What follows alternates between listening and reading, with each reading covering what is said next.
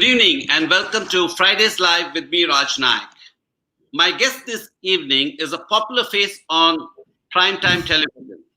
You'll often find him articulating and sometimes defending the government policies, the central government policies.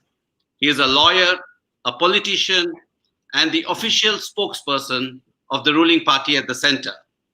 Besides all this, he has also served as the national media convener of the BJP. My friend Nalin Kohli. Please welcome Mr. Nalin Kohli.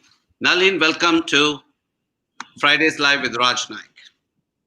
Thank you, Raj. I'm delighted to be with you. I count you among my friends, and it's always a pleasure to see you. I wish we were meeting in person, but this is good enough too. Thank you, Nalin. Where are you? Are you in Delhi? No, I'm not. In fact, to the envy of many of my friends, we are in Himachal. My parents and me currently. My sister was here for 4.5 months of this period, but we've been here since mid-March. So it's almost 6 months. We have a place near Kasauli in Himachal. So we've been really away from the hustle and bustle and the sort of panic that the big megapolises of India are facing. So how are you managing sitting in Himachal? Don't you have your cases to fight and your work to do and your politics, and how are you managing? We are in a new normal, aren't we? Everything is becoming digital. We are talking and conversing digitally over a platform. We are using more and more of data from home. A fascinating thing was told to me by someone who handles networks, that earlier they had built huge capacities where offices were. They never thought the home or the residential areas would be drawing so much of data or have such large data consumption. So they are struggling with it because now it's all work from home. So my cases are online, whether it's the Supreme Court, the High Court, the other forums, political work, TV, everything is online. So we are all managing. I can't say it is as it used to be, but certainly there's no struggle either. I think we are all sailing along in the new normal. So what have you been doing this last 6 months? Besides work, I'm sure Kasauli is a beautiful place, and who all are there with you? Are you all alone, and how's it? Dad, mom. So, they have a place. My sister Vandana, she has a place. She and Rajat, her husband. So it's really been the first month and a half was pure, unadulterated me time and family time. Because really nothing happened from the 24th of March when we had the national lockdown. We had come here, prior to the lockdown, we came in mid-March, so we were lucky. We didn't know there would be a lockdown. So I actually came with 4 shirts and 2 trousers. I thought I'd leave in a week or maybe 10 days. And I eventually learned that, you really survive with very little, because 4 shirts and 2 trousers were enough till I went out and managed to get much later in maybe April or May, white shirts and a coat for my court work. It was lovely walking, lost a little weight, focused on myself in terms of enjoying nature, fresh air. Parents, they haven't got this kind of time with us. That's my sister and me since school, having meals together. Otherwise, in Delhi, where I stay, you rush out in the morning, you come back late. So you really have the morning cup of tea and a rushed breakfast at home. Rest of it is always out. So there's been great quality time in family, and those who have a good family life, for them it's very fortunate, and we've cherished it, and I think everyone's thankful for that. On the other hand, none of us are oblivious to the kind of challenges that mankind at large, our nation, several segments, a lot of people are facing. Some of those challenges we also personally deal with. It's not a rosy picture. It's, after all, an international pandemic. It has social, economic, political, legal implications, geopolitical implications. And we are all in the thick of it in one way or the other. Yeah, it's funny you said that. Many people told me, and I realized it myself, having 3 meals with the family, breakfast, lunch, and dinner. I hadn't done it for many, many years, and finally to be able to do it, except on a weekend probably. But I think it's a great feeling. And I think one of the things this whole thing has done, it's also taught us a lot of things. It's a reset button being pressed kind of a thing. It's taught us about how to be how little we need in life, I mean, you said two pants, two shirts. I mean, I know people who haven't even worn a pair of trousers. I mean, I look at my shoes every day. I'm very fond of shoes, and I haven't touched my shoes, and I'm saying, hey, I could have done without all this. I'm dreading the thought when I have to dress up to go either to office or to go for a function, because I'm so used to being in my shorts at home. So it's different. So, Nalin, I just want to ask you, this show is about getting to know you, getting to know. So, tell me some of your childhood memories. Where are you from? Himachal? I mean, that's why you gone and settled there? I mean, you've taken a place there? Raj, if I look at my childhood, um, all my hobbies finally came together to help me in my career.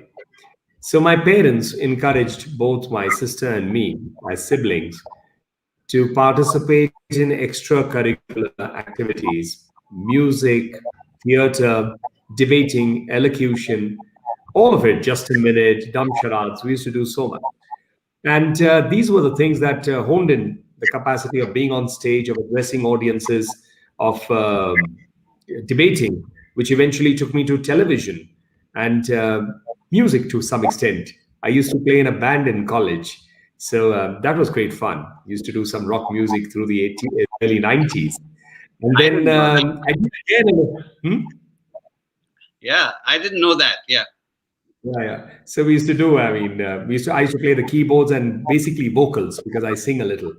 So we used to play in a rock band in college, and I started doing television, which was my hobby.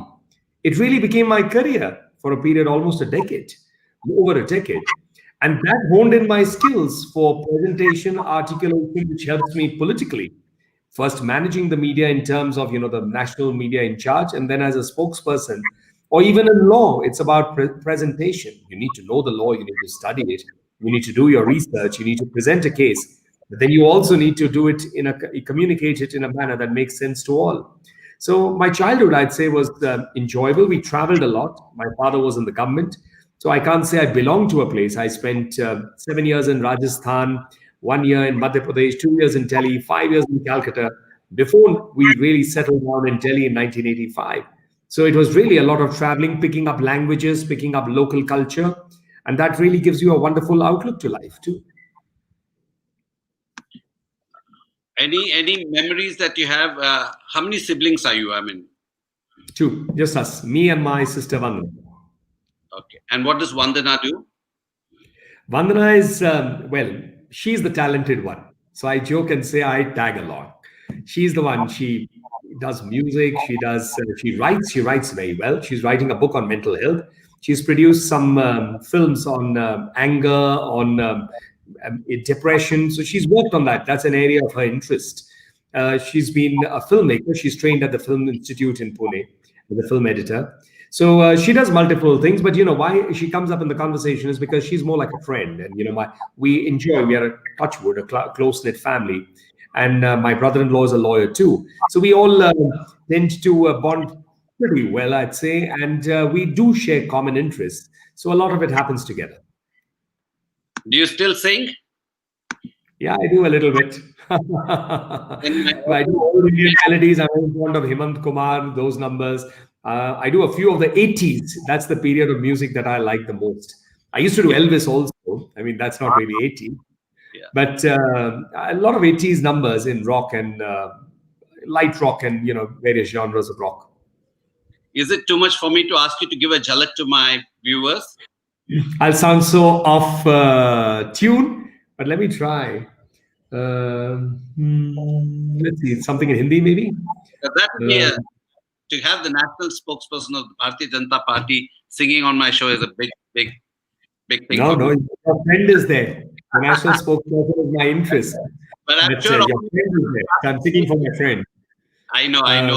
I'm knowing, but I'm telling you, all news channels are going to ask you to sing next time you go on there. In fact, it happened once, Raj. It happened on Rajdeep Sardesai's show. So he then said, could each one start singing something? And this was when the Maharashtra government formation was happening. So I actually ended up singing Johnny Walker's that song, Sar jo tera chakaraye, ya dil डूबा जाए, आजा प्यारे पास हमारे काहे घबराए. Very nice. So you Thank you. got, yeah, but very good. You got a good voice, and you're not Besura at all. I don't know. So It could be better. Ask a singer. no, no. I've heard a lot of singing with the right instruments and right studio. I'm sure you'll do very well. So you you anchored news on television, right? I mean, how did that happen? I mean, I know you said your parents got into singing, to education, and everything, but how did you get into journalism as such? So, Raj, that journey started straight out of school. I finished my school, Delhi Public School, Arkepuram, in 1989, and we got an opportunity to anchor a program called Youth Forum. Youth Forum was very popular in the 80s on Doordarshan. And then I started anchoring more and more programs. And that's how I started learning about production too, because I produced and directed for a period of my life. And then in 92, an ad had come out for looking for news readers in Doordarshan. So applied, I got selected. I'm told that it was about 10,000 people, and we were finally six or seven of us in English and four or five in Hindi who were selected because it was very sought after. I started anchoring the news, and lo and behold, I started doing more and more and started, in a sense, enjoying what I was doing.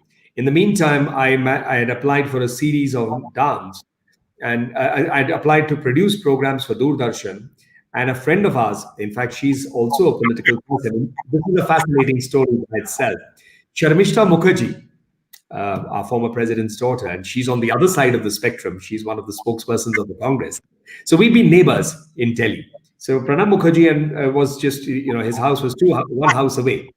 And we grew up knowing Pranab Uncle in that sense, and knowing Sharmishta. I know her more by her home name.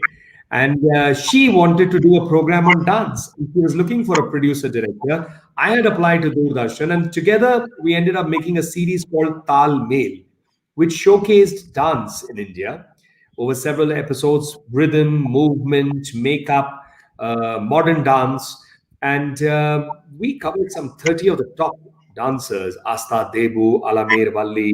I mean, a whole lot of dancers, very, very good dancers, Geeta Chandran. So that program I produced, directed, and that's how I continued in the media. Then I moved towards media education for a brief period in the early 90s, till I finally quit it because I joined the government in 2002. And that's how I got into politics, because I joined as the OSD to the then Minister of Rural Development, Mr. Venkaiah Naidu. I set up the whole media policy of the Rural Development Ministry. I had a good rank in the government of a joint secretary. And he became party president. He took me to the party. I followed him there. I became co-convener of the National Media Cell, which was set up at that time. Then I became convener. So that's how it really happened. And I got back to law subsequently. And when you were anchoring the news at that time, and Doordarshan had a monopoly, that was the only channel people used to watch. What is the changes that you've seen from then and now in news? Lots, and some are consistent. One is we worked in that era with the big lights, the 20s and the babies. Then you had 5, 7, 8,000 watts of light coming at you. It was very formal, very staccato also, not conversational to that extent.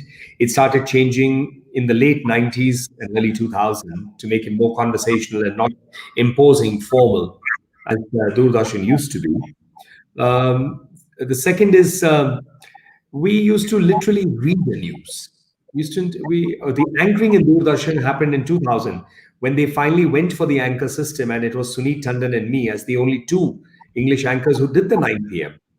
It used to be a script given to us, and we read that script. We used to have something called Parliament News, which was really about what each parliamentarian said. And it was very popular among the parliamentarians because Doordarshan was only watched and you had to get all the names right. And that used to be quite an effort. And I think anyone who did well in Parliament News used to be considered, we need to bring them on prime time. There was one year where the 8 o'clock bulletin started late because of budget. Budget day was the most watched. And the 8 o'clock bulletin started at some 8:40 or 8:30, and the 9 o'clock bulletin started at 9:20, and you already had the finance minister in the studio at 9:15 because that's when he was slotted, and the news hadn't started. So I had the producer tell me in my ear that, Nalin, I don't care how, but I know you read fast. Just read the fastest you can read. So I finished a 25-minute bulletin in some 12 minutes or something. So it had its own share of challenges and great times. But on TV, I can tell you, Raj, I was there on the night when 9/11 happened. I was in my studio. I was in the newsroom. I saw on the screen. This used to be the news feed, and I said, what is this plane doing in the World Trade Center? And it didn't even register when my news producer came running and said, go live. There's been a plane crash in the World Trade Center. And I can tell you, Raj, that on that day, throughout, without a script that I did it, I kept saying, we don't know whether it's an accident or a deliberate crash. Till the second plane crashed before my eyes, as the whole world saw it. And then I said, this is terrorism. So, I mean, there was no there was no question about it. I was there on the night when the bombing of the Taliban started, when George W. Bush bombed Afghanistan with his Tomahawk, I think those missiles were. I did the longest that I've ever done in broadcast was 24 hours of non-stop commentary in the year 2000. So I did it out of Hong Kong. That's where all your studios used to be for the private channels.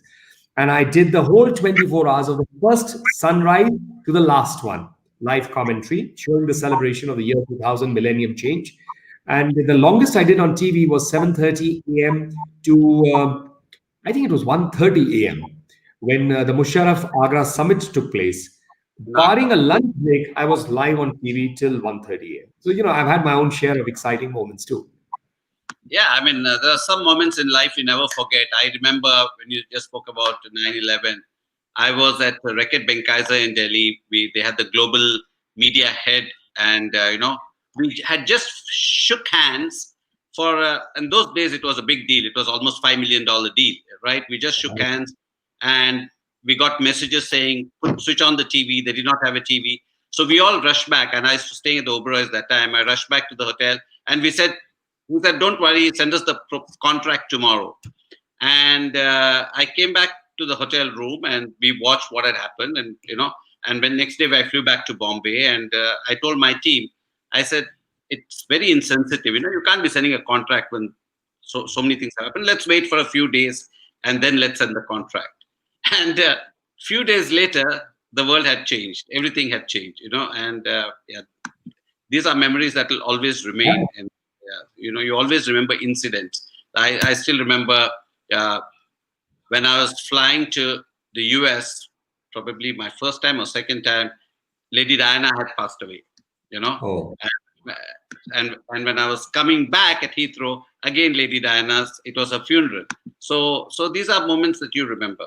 So I want to ask you a question. When you're on television and of course, now also you're on television in a different avatar. But that moment to give it up, because you get adulation, people recognize you, especially those days when there wasn't private news to this extent.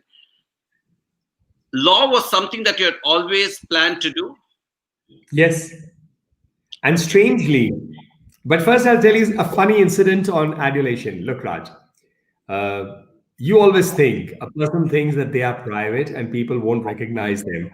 But there's always someone who sees you and either likes you or dislikes you, but mostly would come up to say, I watch you on TV and we like what you say, or etc., etc. So the funniest one I had was on a flight maybe a few months ago, and a few months before COVID-19. I got off a flight, and this gentleman walks up to me and says in Hindi, "Bhai sahab, मैं आपसे कुछ कहूं?" I said, "हाँ." बोला, "भाई साहब, आप बिल्कुल जो भाजपा के प्रवक्ता नलिन कोहली हैं, उनके भाई लगते हैं। और मैं आपसे कहूं कोई आपसे मिले तो उनको लगता है वो कहेगा, जरूर कहेगा आपको कि आप नलिन कोहली जैसे दिखते हैं." So I kept quiet for a moment and I said, "वो मैं ही हूं." So it took him a minute to register. Then he started laughing, and I thought that was the funniest that I've had on a flight. Someone coming and saying that I look like myself. But on law, I wanted to do law young. And I owe the credit of getting into active practice again several years ago to Mr. Jaitley. Mr. Jaitley, one day when I had gone to him to discuss something political, he said that, and he was a great lawyer. And one thing about Mr. Jaitley, he always gave good advice to people for their profession or other things. So he said that, why aren't you practicing law? So I said, it's been a long time. So he said, there's a shortage of good arguing counsels in my estimate. और तुम बोलते अच्छा हो, I think you'll do well at the Supreme Court. Get back to practice. And then I have to say, Raj, in this decade, it's been phenomenally educative to me because law teaches you and practice in court teaches you many things about governance. And I think it helps me understand issues better, because both from a legislative perspective as also from a governance and executive perspective. And it's been very, very good. And my experience in life, which is when you come late also back to practice, that helps, is you look at it not just only from the statute, from a larger picture. Because in life, someone like you probably would realize that also, is the big picture matter. It's not always, the details are critical, but one has to have the big picture in mind. True, true, very true. I'm going to come back to your law again, but you did mention that you did something in education. Can you elaborate a bit? I ran a school. I ran a school. I lived on campus, taught class 11, economics, commerce, a few things here and there. But I ran a school with some friends, but I exited that project in 2011. We set it up in 2000. It was a residential school, international Cambridge curriculum. So IGCSE and A levels. We had a British headmaster. So it was a residential and day boarding school on the outskirts of Delhi. And I was one of the three promoters. I was not a major promoter, but yes, there was a stake in it. But then in 2010, 11, I moved back because I wanted to be back in Delhi, and I felt I was losing out politically because I had started, spending too much time in education, and I realized that if I go further into this, then I must call it a quits from politics.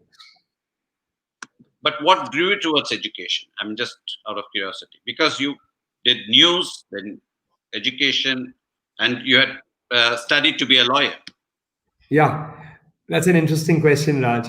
I think there was a phase where many people felt that setting up schools and colleges, and in the south, in states like Karnataka and others, even Maharashtra, you do have a lot of political people who have created large educational enterprises.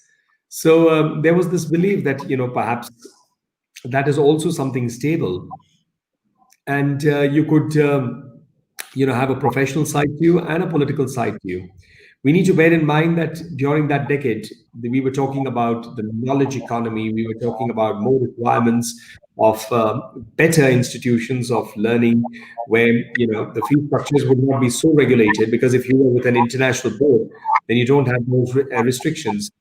But down the line, as one actually got into it and worked there, one realizes that one shouldn't, because education is, when you're molding the future of a child, you need to be there full time. You have to be fully committed. That's why I was doing it full time for a period of time. And it's not correct to say that you could flit in and out. You could do that as a visiting professor, but not in a school, certainly. So I felt it would create conflict also. I was just, as you were talking, I was visualizing you. I said, if Nalin Kohli gets into the cabinet, he can be a law minister, he can be an education minister, and he can be an INB minister. So you've got all three experiences. Raj, but some of the less talked about areas are often very important. Take, for example, skill development. Yeah. Sorry. You said something. I said I forgot, and cultural ministry. Look, these are opportunities, Raj. If they are meant to be, and I do believe that what is meant to be does happen. If they are meant to be, they are opportunities. And every opportunity, it doesn't matter. There is no such thing that one should say that it is not to my liking. Because an opportunity to serve is for the benefit of someone else.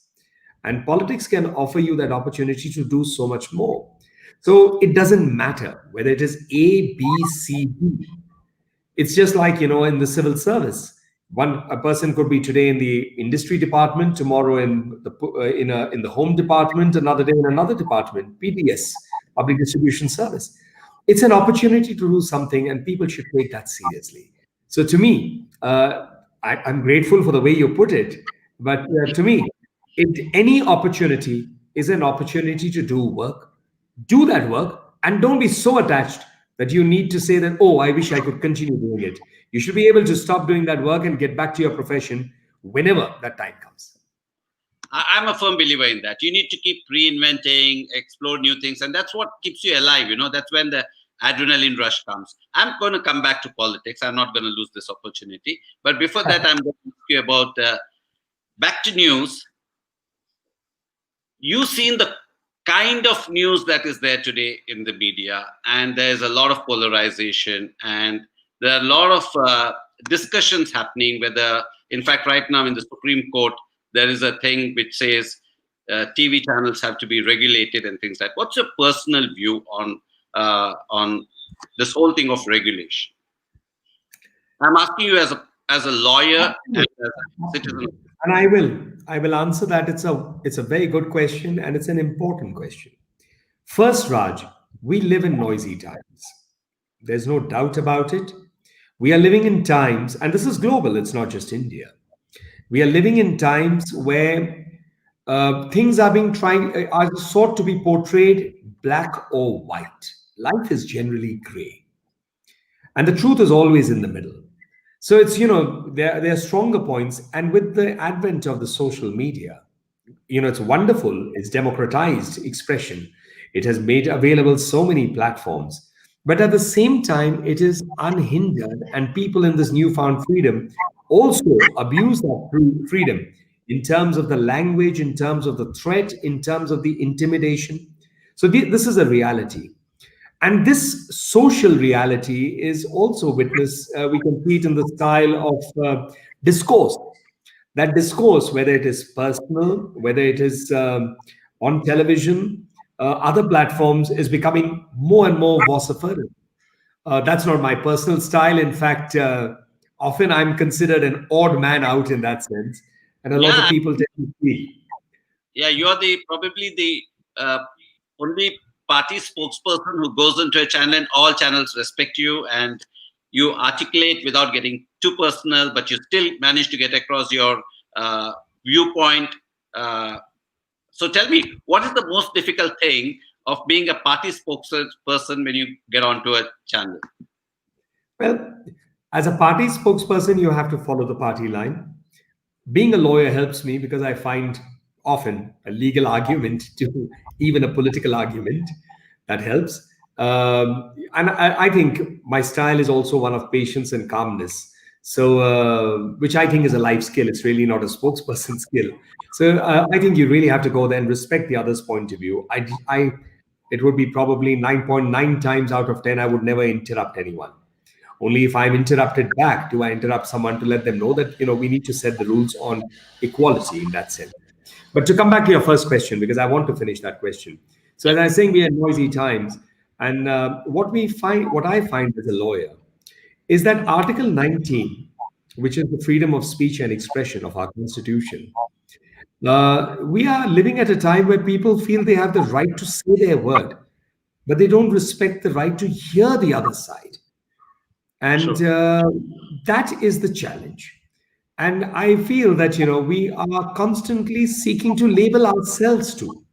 There'll be a whole set of people who say that I consider myself a liberal. I think we are first human. And then the next is about etiquette. Because if we lose civility, we are going to lose civilization. So, I mean, the bare basic is, can we at least have a discourse? Agree to disagree. I have my right to my point of view. You have your right to your point of view. Let the viewer decide. And in that, when you say about regulation, I'm against it, except for the extreme. You have to set the boundary at the very extreme. So when we had the unfortunate death of Rajiv Tyagi, Some people raise this question: should the debates be regulated? Should there be a code? My counter to that, when I was interviewed by various publications, is we still haven't settled the debate on what to say. I mean, can we immediately get into the debate legally of how to say? I mean, even what to say, what is free speech, what is the boundary of free speech? There is one set of people who feel they can say that India can be dismembered into different pieces, and it's their right to say so. There's a counter narrative to that that says that if you say that India should be dismembered into different pieces, you deserve to be in jail. That's their right too. So we haven't settled the debate on what is the limit of free speech. Are we going to get into an area of regulating how to speak? But yes, some kind of code must exist for ensuring that certain boundaries are inviolable. You can't cross those boundaries. And I think that, perhaps we need a more structured discourse and discussion on it before we settle those boundaries. No, it's music to my ears that you said your personal view as media should not be regulated. I'm a firm believer that any kind of media should not be regulated for the simple reason that freedom of speech is our constitutional right and it should be allowed. We may disagree, and I would like to believe that at some point, the viewers will decide what is right, what is wrong. Having said that, yeah, maybe there should be some code, right? Freedom of speech should also allow people, like especially if it's a news channel, maybe I don't know, like I'm not able to articulate it as well as you did, but allowing people to speak, because if you're getting guests on your show and then you decided that you want to do the show the way you want to do it and without letting the guests speak, then why have them in the first place? Counter. And a counter to that is that why do the guests go still? So therefore, that's the other counter. The counter is that is a show. So I'm making a distinction, Raj, Exactly. because you're a television person and I've Yeah. also been in television. There's a difference between a show and something that is not a show. In a show, it follows a different format. It may be like a reality. So that is news reality, it could be. So, therefore, we need to, the classification becomes interesting. But another point on this, do you know, Raj, if I make a comparison as a lawyer on the First Amendment in the US Constitution and the First Amendment on the Indian Constitution, both have to do with freedom of speech and expression.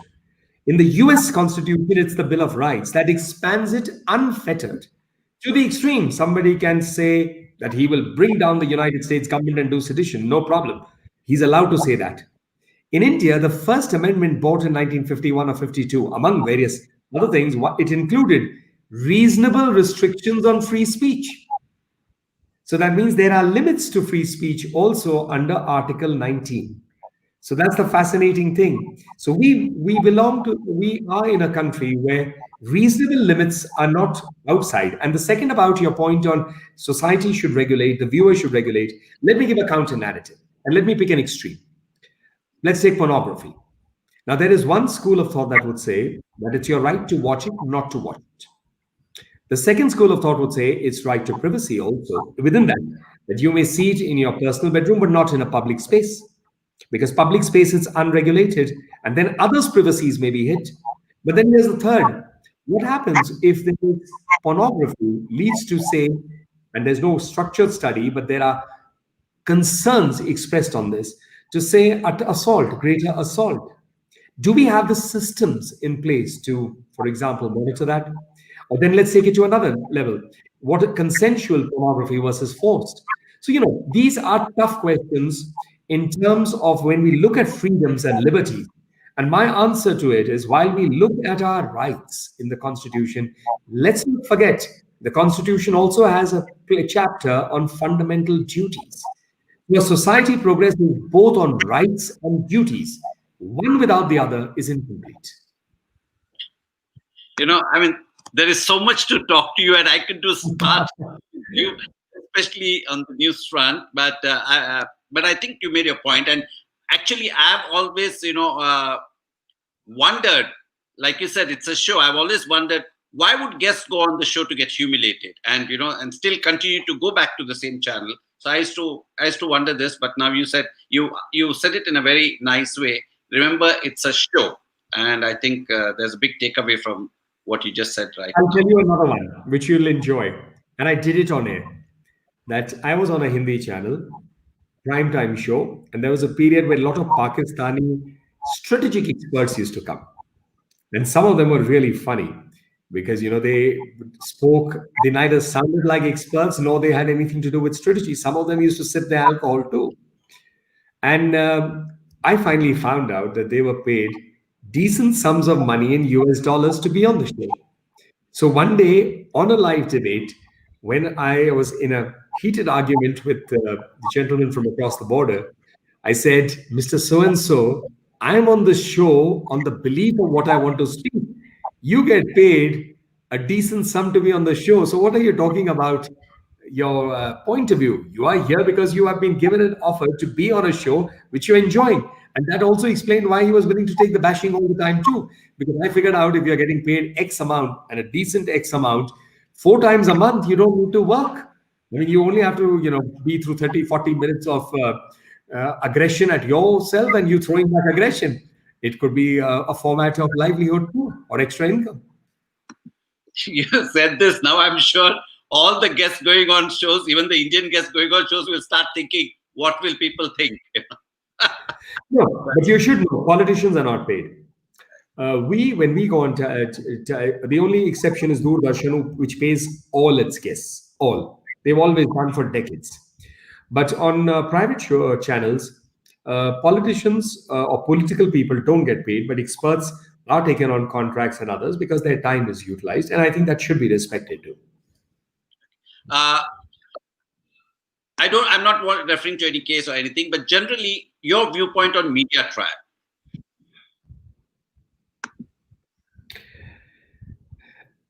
Raj, today that's a big topic because there's a lot happening in the media. So now let's look at it. If I may, you'll permit me to wear both my guest hat and my legal hat.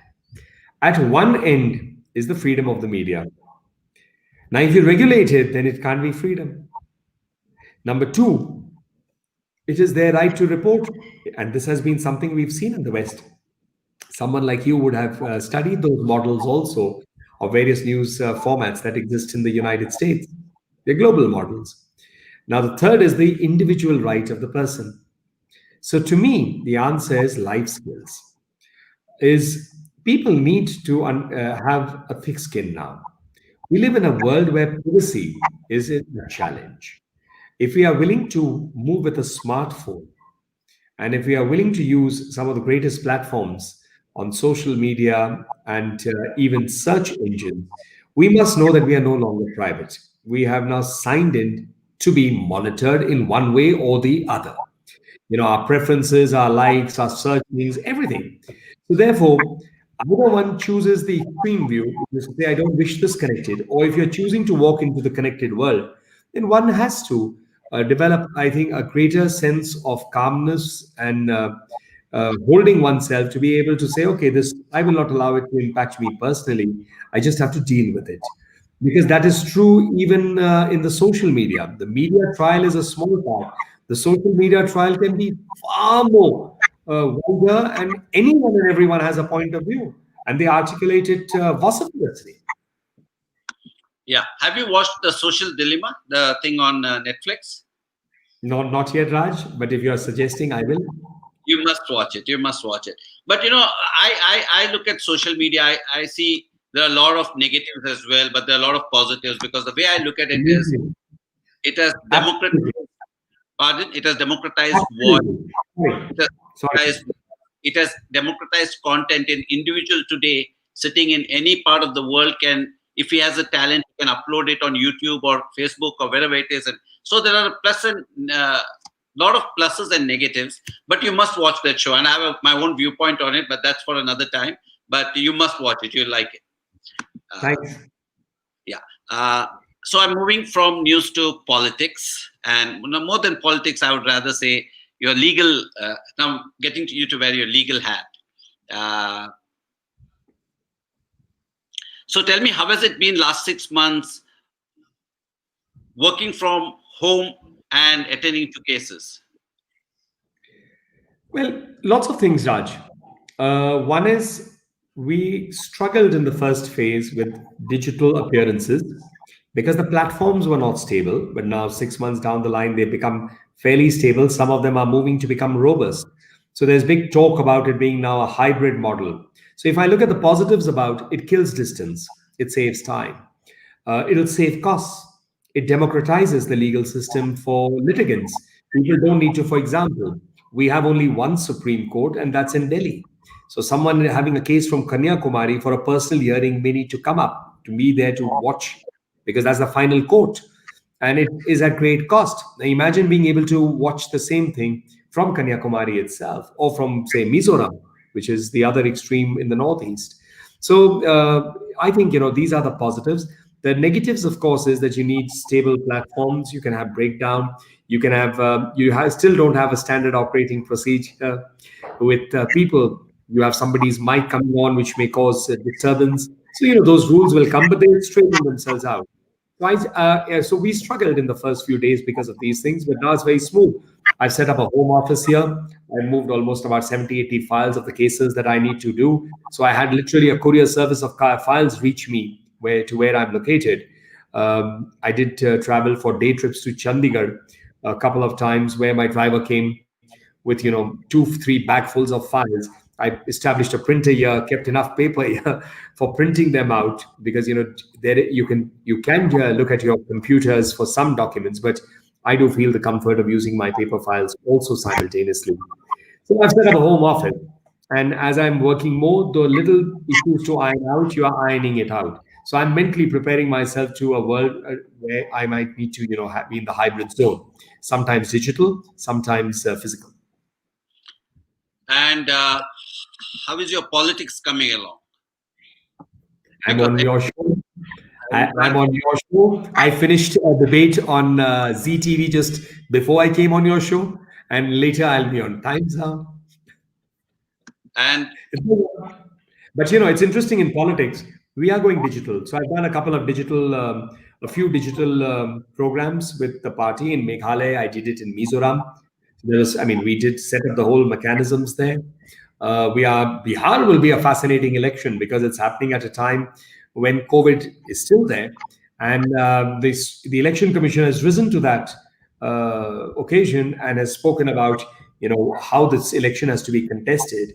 And you're having digital rallies. The prime minister has done it. Our party president has done it. So the BJP has been always fast at adopting technology. In fact, social media, its major use was by Prime Minister Narendra Modi way back in 2013-14. I remember Mr. Jaitley once telling us that, and he was praising Mr. Modi for that, that he said, I was not convinced that this is so big and will be so important. But Prime Minister Modi has been saying it for years, and he said this in 14. And he was right that the social media has enormous utility in even electionary. so you think BR elections? I was reading somewhere. Correct me if I'm wrong. That the election commission has said that people above 65 years will not be allowed postal ballot or something like that, or should it be the other way around?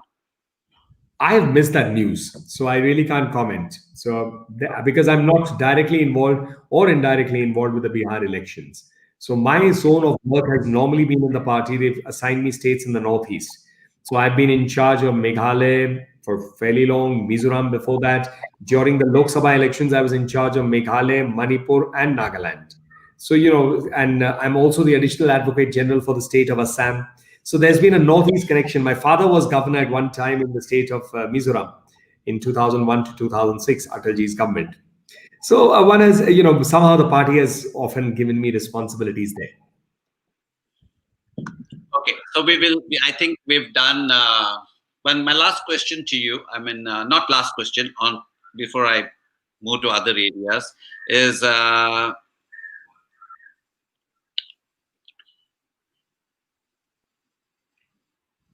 There are some laws with the Britishers. We had it for years, but it's taken away. It's no longer exist even in the British courts anymore. Like sedition as one. So, what do you think about it? Do you think we should also get rid of a law like that? Let's get the fundamentals. Archaic, Just right? because a law is old does not make a law obsolete. The Indian Penal Code was written in 1860. It's still robust. So that's not it. But on the other hand, certain laws require to be written off. Raj, you may not be aware, but in the first 5 years of our government, almost 12, 1300 laws were repealed, removed, because those laws shouldn't have existed. They were in a time and etc. Now let's answer on sedition. It exists in the statute. Parliament, in its collective wisdom, hasn't amended the statute. So it exists. If it exists in the statute, it is meant to be used. Now the question that arises that what will be sedition? Now this is where it gets linked to the freedom of speech, expression, debate, Article 19. What is the limit of it? And number two, if someone crosses that limit, how do you deal with it? So this requires a structured discourse. Until it is in the statute, you can't wish it in. If it has to be amended or if it has to be repealed, cut out of the statutes, it has to be through a discourse, a discussion in parliament in a structured manner, or judicial intervention. But judicial intervention also has not removed it. It has upheld its existence. So it's constitutionally not ultra virus. It is constitutionally existing.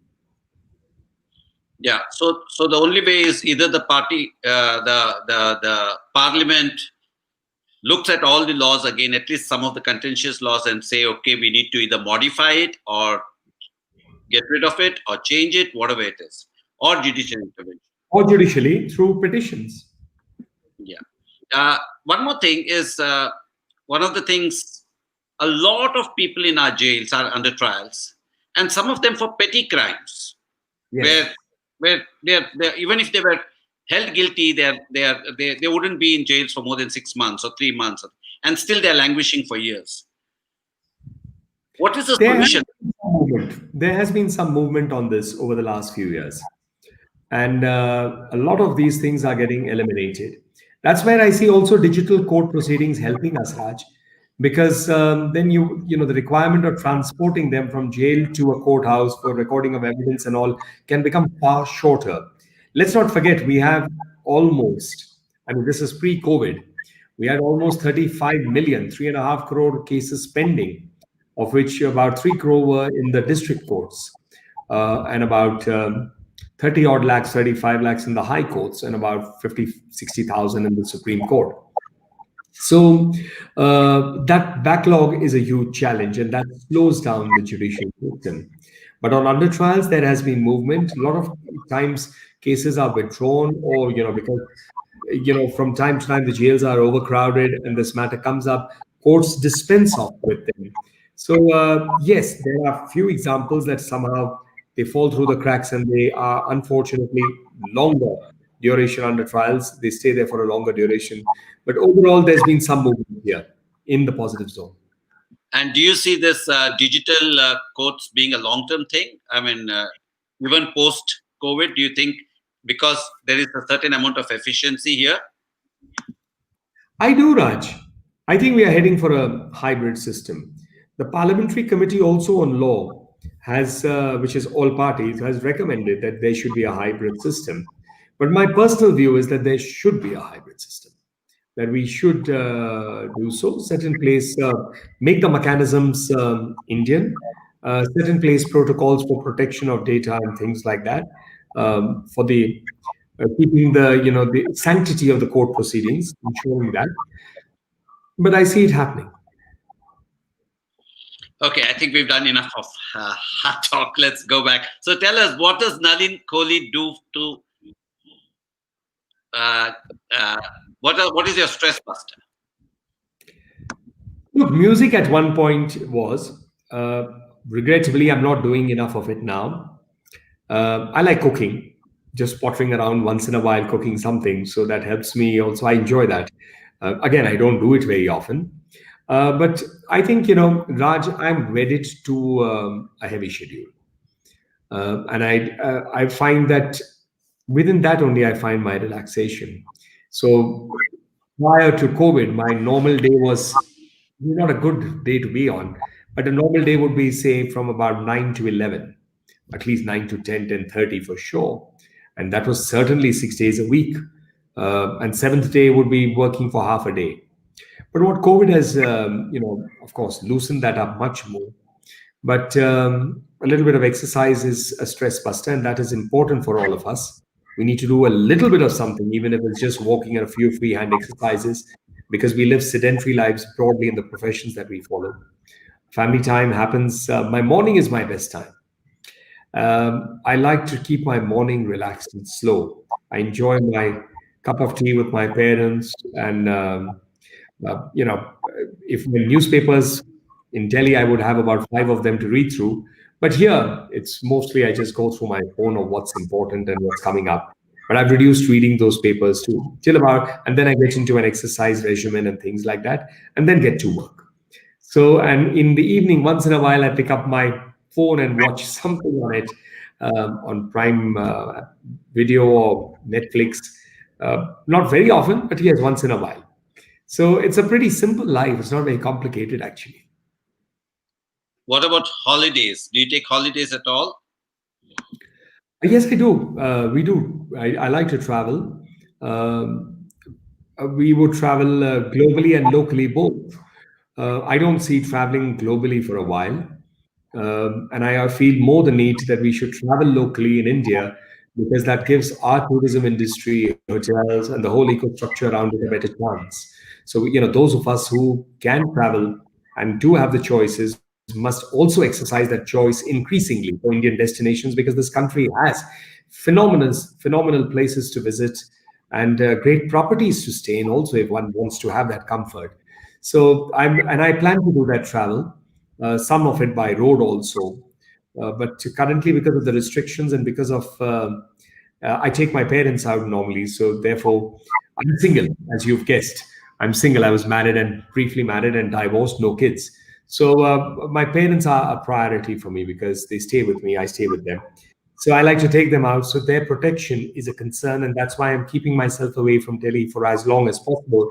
But when things move out, I will definitely like to take them also because in whatever years that they have, they deserve to see more. And as far as they can move, we should encourage that. No, I'm sure. I mean, we all want to get out and go and see our family, spend some time, go on a holiday. It all seems like a luxury in the near future. But how long do you think this whole thing will last? Your guess.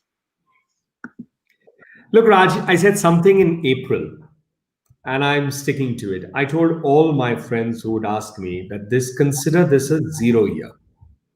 And when they would ask me, what do you mean by zero? I said, just rub it out, rule out 2021 as the financial year up to March. My own guess is that that's broadly correct. Because even as we are, moving and heading back to normalcy within the restrictions, the cases will rise for a while. There will be some lag time till whenever the vaccine comes and its efficacy and its use. But it's a virus, so it's not going to go away from the planet. So we need to accept that, and this is the new normal. We need to accept that nature and our planet has its periods of time, man-made or otherwise, when there is a reorientation to force us back to look back at what we should be valuing. And we live in I think COVID-19 offered that opportunity for people to understand the value of what should be the values of their lives. Family, work, satisfaction, slowing the pace of life where required, taking care of nature, because we've also taken enormous rude liberties with Mother Nature. So, these are there. And second is, there's also an interesting fact, Raj, is for the generation born in the 40s and 50s, they've seen global tragedies and global issues. Even, someone like me born in 71 has, I won't remember emergency, but I remember the 80s. I remember Prime Minister Indira Gandhi's assassination, what happened through the 80s in terms of the Ram Janam Bhoomi movement, in terms of VP Singh's government, the Mandal Commission, then looking at the liberalization, gold going to the UK for this, what was economic crisis about, then seeing Pokhran, seeing Kargil, seeing 97, 98, the Asian crisis, 2008-9, the global crisis, meltdown, financial crisis. So we've seen it. And I ask myself sometimes that Someone born in the late 90s or 2000 haven't seen or lived through a crisis of some sort.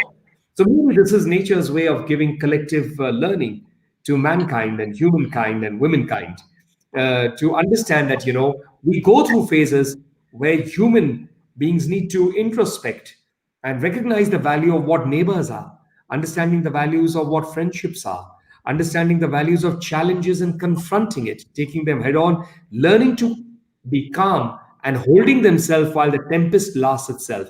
You can't run out into a tempest and hope that the tempest will stop. You sometimes need to wait for it to abate a little bit. So it's a great learning experience if you look at it positively too. Yeah, very true. I think, especially the new generation. I mean, what things we've seen in our lifetime, and I keep telling my daughters, right from Telegram to STD booths and things like that. And life has come. It's changed. The whole world has changed. So tell us something about Nalin Kohli that we don't know. I wonder, is there anything that people seem to know everything? Now that's a tough one, Raj. You flummoxed me. You achieved what at the moment no anchor has been able to. Left me with no words to really answer your question, and you can see me filibustering so effectively, continuing talking gibberish without really giving you an answer. But the question is, what is it that you would like to know about me that I don't know? Well, I think people tend to look at me as a Leo, that he's very outgoing, etc. But I think I'm a true Capricornian. I'm not. I can't say I'm not antisocial at all. I mean, I do socialize and I meet a lot of people, but in my own public way, I'm a private person too, and I value those private moments. I value. If you'd ask me what I'd like to do, is I'd like to be back on stage in a band and do a gig. That's something that's been on my mind for years. And it's a promise to myself that I'm going to do it. If you'd ask me which trip I'd like to take, I'd like to drive from to Leh. Another trip I want to do is on the Konkan Highway and go right up to the edge of Kerala. Uh, I've done a lot of road trips, but these are two that is on my in my bucket that they need to be done, and I look forward to do it. Uh, so, that's all. But I think the gig of getting my old school bandmates together, my college bandmates together, I did it in 2012, 13. Bought a keyboard and we jammed on a jam pad and things like that. Composed some music too. But yeah, that's something that Nalin Kohli has kept in his to-do list for sure. Maybe do an Well, album. Maybe do an album. How do you know? why not? And since that's what you want to do, before you go, one more jhalak of your Well, singing. now what shall I do? English or Hindi? English. Okay. Elvis or Bon Elvis. Jovi? Okay. Either. Either. It's one for the money, I do for the show, three to get ready, and I go, cat, go, but don't you step on my blue suede shoes. You can do anything but lay over my blue suede shoes. You can knock me down, stand on my face, stand on my name all over the place. Do anything that you want to do, but honey, lay off them shoes, don't you step on my blue suede shoes. You can do anything but lay over my blue suede shoes. Nalin, thank you so much. You are a wonderful guest. I enjoyed having this chat with you. Thank you so much. And we will do sometime later, we'll do part 2. Thank you so much. And Raj, good luck with what you're doing. You're a man full of life. Keep that zest going, and God bless. Thank you, Nalin. Thank you so much. Thank you.